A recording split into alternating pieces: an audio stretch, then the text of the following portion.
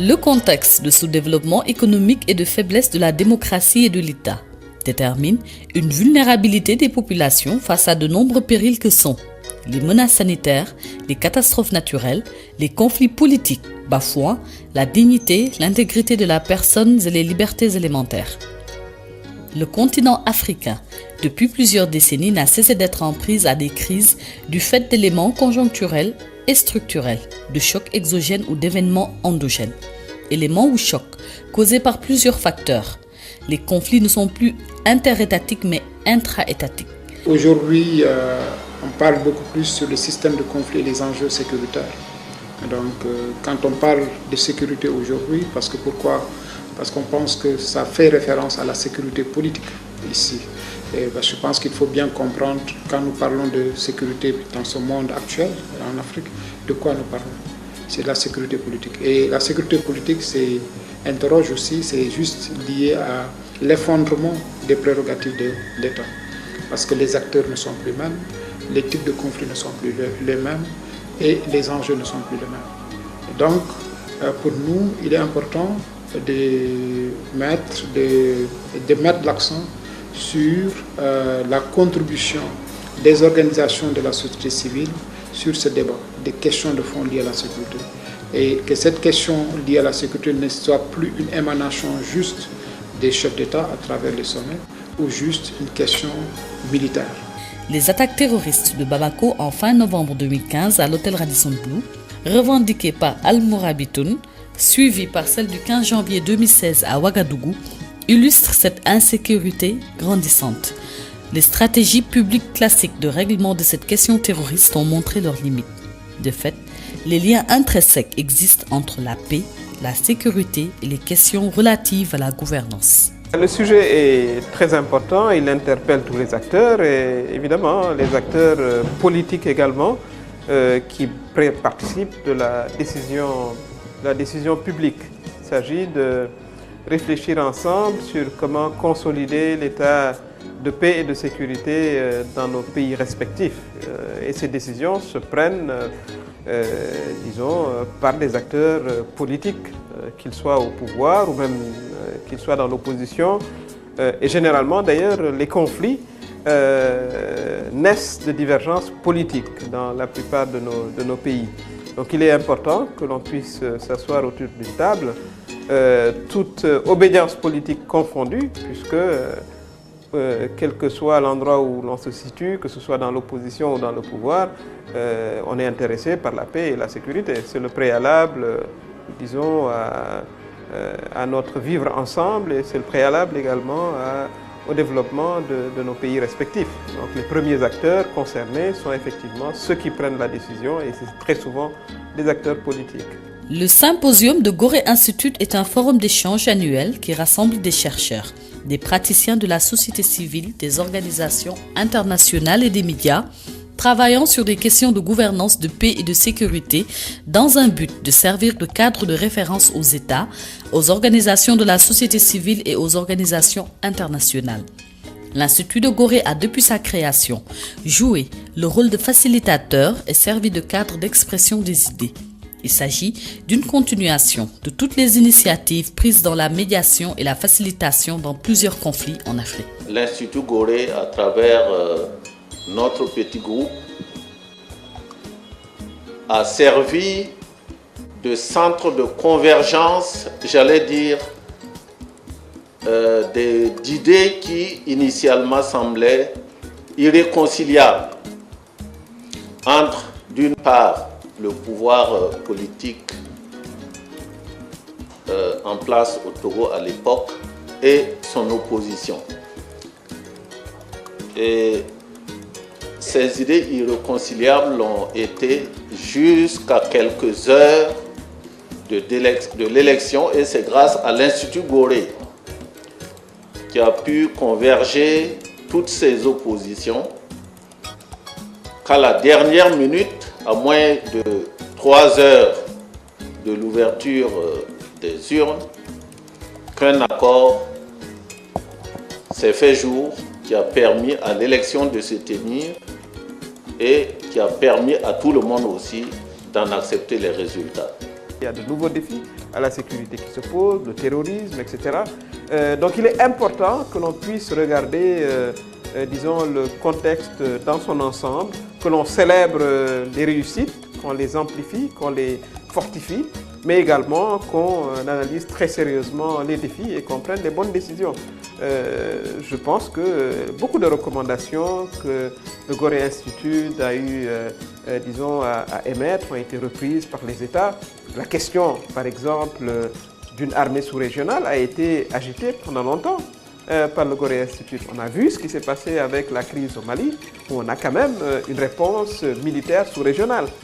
Voilà les pas concrets qu'on essaye d'avoir concrètement sur le terrain. Les problématiques traitées lors de la 5e édition du symposium annuel de Gorée Institute sont: quelles sont les tendances actuelles de la démocratie et des droits humains en Afrique? Quels défis sécuritaires contre les défis de démocratisation? Les menaces sécuritaires en Afrique, état des lieux, manifestations, parties prenantes et perspectives. Les femmes et les jeunes face aux nouveaux défis sécuritaires en Afrique. Radicalisme religieux et défis sécuritaires vers une forme de globalisation. La gestion des ressources naturelles et environnementales, facteur d'instabilité en Afrique. Et enfin, paix, culture et démocratie. Quels en sont les liens? La méthode classique ne marche plus. La méthode classique qui consiste à faire une publication, distribuer, et après ça va dans les tiroirs. Et nous avons pensé, avant le symposium, c'est associer des chercheurs qui vont faire un travail d'analyse profond sur des thématiques particulières, particulièrement. Et lesquelles thématiques aujourd'hui sont présentées ici, pour qu'il y ait aussi des discussions contradictoires. Parce que une des finalités, c'est comment influencer les décideurs politiques. Et la recherche, les publications ont 3 vocations. La première vocation, c'est un outil de plaidoyer. La deuxième vocation, il nous permet de voir les gaps et lesquels gaps qui puissent être traduits au sein de nos organisations et de nos institutions en programme d'action. C'est ça aussi le rôle d'une publication. Et le troisième rôle de la publication, c'est nous permet aussi de construire des modules parfois de formation. Le volet renforcement des capacités, parce que des modules de formation qui sont adaptés à la réalité. Je voudrais rappeler qu'en novembre 2015, Gorée Institute nous a conviés à une petite rencontre que je qualifierais de remue-ménage autour de la problématique de l'état de la démocratie et des droits humains dans l'espace de la CEDEAO. Dans le but d'aboutir à une publication d'un ouvrage collectif et en nous invitant à cette tâche-là, Gorée Institute, me semble-t-il, a voulu perpétuer quelque chose que le directeur a rappelé ici, qui consiste à faire un état des lieux du fonctionnement de la démocratie et des droits humains de façon générale dans cet espace des 15 pays de la CEDEAO. Une sorte de diagnostic susceptible de révéler des points de dysfonctionnement, des espaces d'alerte et des zones grises. Les États peuvent s'organiser en travaillant ensemble, mais au-delà même des États, les populations doivent aussi travailler ensemble. On a souvent dit que l'Afrique est un continent où les frontières sont beaucoup plutôt artificielles. Les peuples sont similaires, beaucoup de cultures, bien que c'est pluriel, mais la pluralité quand même dans la diversité.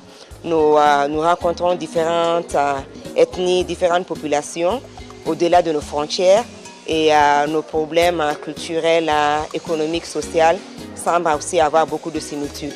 Donc le plus tôt on travaille ensemble, le mieux nous pourrons développer des stratégies communes afin d'anticiper et de trouver des solutions beaucoup plus durables à nos problèmes qui sont très similaires. Les débats contemporains relatifs à la gouvernance, à la paix et à la sécurité ont été abordés par la communauté scientifique africaine, les acteurs de la société civile et la communauté internationale.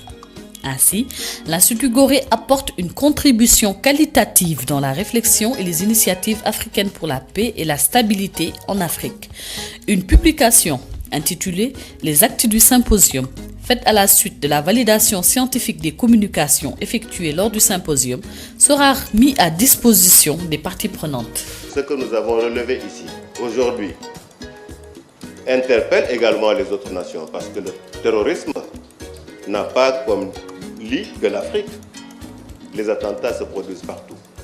Et nous partageons ces problématiques, nous échangeons sur des résolutions. Ma perception sur la démocratie, ma perception sur la résolution des conflits, ma perception sur la paix et la sécurité a été renforcée, évidemment par vos contributions éminentes, incontestables. Et je les partagerai avec votre autorisation, avec mes collègues des parlements africains et des autres parlements du monde. Ce que nous faisons aussi, c'est que sur la base de ces publications, essayer de pousser, d'influencer les décideurs en produisant régulièrement des notes d'analyse. Et les notes d'analyse qui sont soumises à ces décideurs, qui puissent aussi s'en servir. Qu'il s'agisse des institutions comme la CEDEAO, l'Union africaine, des chefs d'État ou d'autres institutions internationales comme le réseau des Nations Unies. Et c'est un petit peu dans cette lancée-là que nous sommes. Maintenant, plus important aussi, il faut qu'on puisse, au-delà de ces rencontres, de ces symposiums, de ces forums, aller sur le terrain. Aller sur le terrain. Et l'Institut Gorée, donc, dans tous les pays au niveau de la CEDEAO, c'est aussi d'essayer d'aller sur le terrain, mettre en place des plateformes d'acteurs citoyens, donc pour la démocratie, la paix et la sécurité, la gouvernance, la paix et la sécurité.